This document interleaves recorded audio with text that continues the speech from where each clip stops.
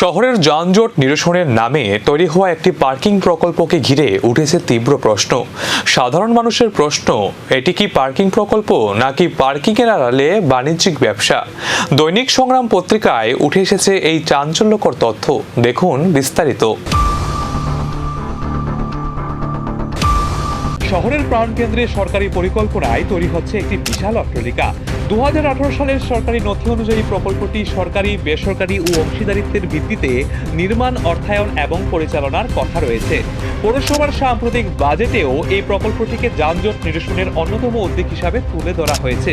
কিন্তু বর্তমানে এই প্রকল্পের বাণিজ্যিক চিত্রটি স্পষ্ট হয়ে ওঠায় সাধারণ মানুষ প্রশ্ন তুলছেন, পার্কিং কি মূল উদ্দেশ্য নাকি পার্কিংকে সামনে রেখে বাণিজ্যিক প্রকল্পকে জায়গা করে দেওয়া হচ্ছে? সচেতন নাগরিক সমাজ জানতে চাইছে, শহরের সবচেয়ে গুরুত্বপূর্ণ জায়গায় এই অট্টালিকা তৈরির পর ভেতরের ব্যবসার বিস্তারের ফলে লাভ ক্ষতির পূর্ণ হিসেব জনগণের সামনে আনা হোক। একই সঙ্গে পার্কিংয়ের প্রকৃত প্রয়োজন ও বাণিজ্যিক ভিড় সব মিলিয়ে প্রকল্পের দীর্ঘমেয়াদী প্রভাব কি হবে তার স্বচ্ছ ব্যাখ্যারও দাবি উঠছে। জনসাধারণের বড় সংখ্যা, পার্কিংয়ের জায়গা যদি বাণিজ্যিক চাপে ছোট হয়ে যায় তবে শহরের যানজট সমস্যার সমাধান কোথায়? পার্কিংয়ের নামে তৈরি এই অট্টালিকায় ব্যবসার আলো জ্বললেও মানুষের জন্য জায়গা কতটা থাকবে এবং সেই ব্যবসার লাভাংশ কার কাছে যাবে?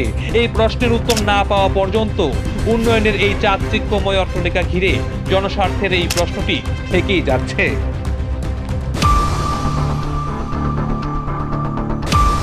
পরিশেষে প্রশ্ন একটাই, শহরের গুরুত্বপূর্ণ জায়গায় তিল তিল করে গড়ে ওঠা এই বিশাল অট্টালিকা কি সত্যি শহরবাসীর যানজট মুক্তির স্বস্তি আনবে, নাকি এর চাকচিক্যের আড়ালে মুষ্টিমেয় কিছু মানুষের পকেট ভারী করার আয়োজন চলছে?